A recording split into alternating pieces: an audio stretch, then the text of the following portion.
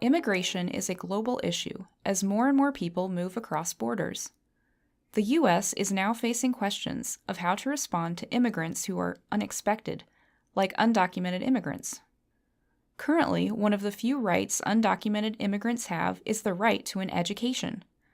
The Supreme Court case, Plyler v. Doe, guarantees equal educational access for students of any legal status.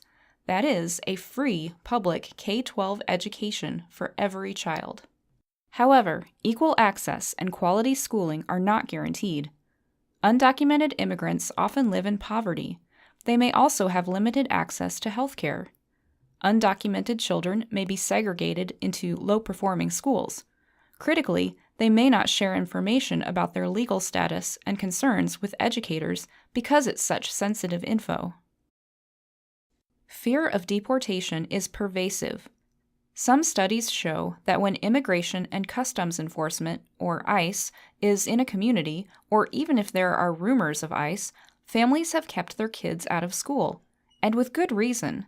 There have been incidents where ICE has picked up parents or young people on their way to school. There are now many research studies that examine undocumented students' school experiences and what happens when they try to go to college. However, few studies have investigated PK-12 educators' perspectives on education for undocumented immigrant students, and how they respond if their students' educational rights are jeopardized.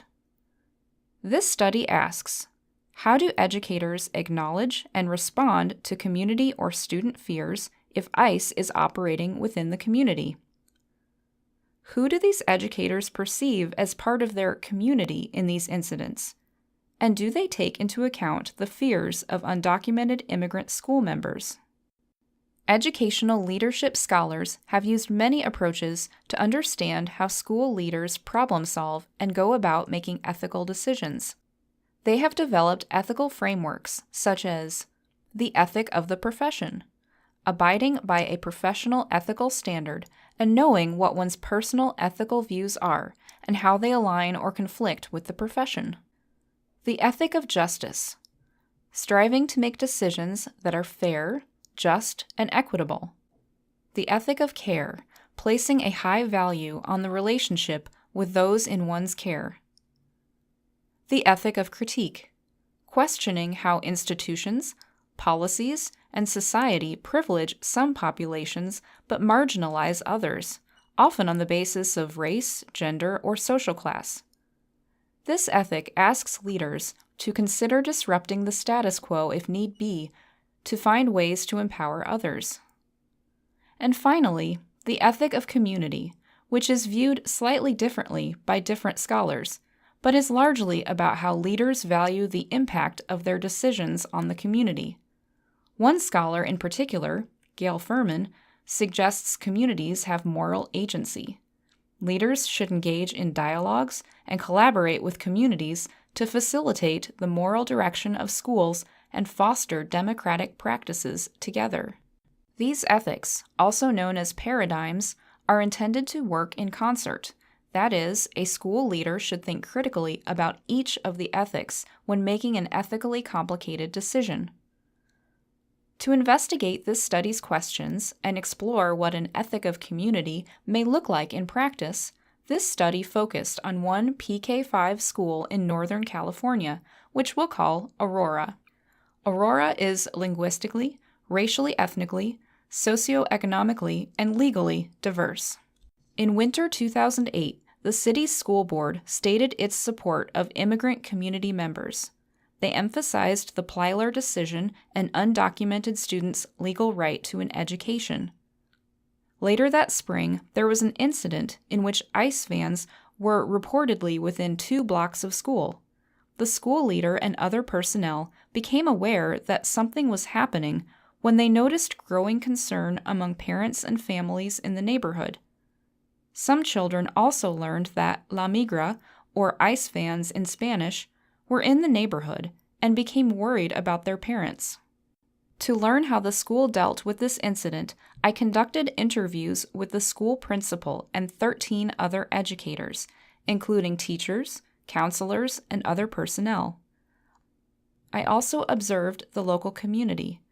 I found that the school principal and personnel tried to mitigate the short and potential long-term impact the ICE incident could have on students by doing such things as calling families to let them know there were reports of ICE in the neighborhood, by keeping students calm and reassuring them they were okay at school, and by holding a workshop for the school community to meet with immigration lawyers and ICE agents and ask questions. Additionally, the principal sent out a letter to the school community in Spanish and English to clarify the steps the school had taken, and also to emphasize that ICE hadn't come onto school property. They committed to enacting an ethic of community carefully and sensitively, and worked with discretion to address concerns pertinent to the legal status of their students and their students' families. They focused on maintaining a calm school environment and were able to lessen the impact of the ICE event. The study found that two key considerations also come into play here.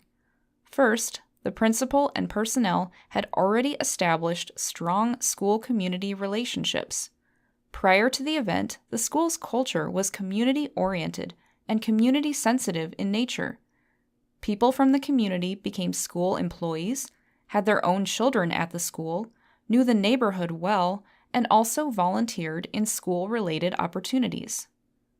Second, the principal and school personnel worked to fill in knowledge gaps about immigration law and undocumented community members' rights.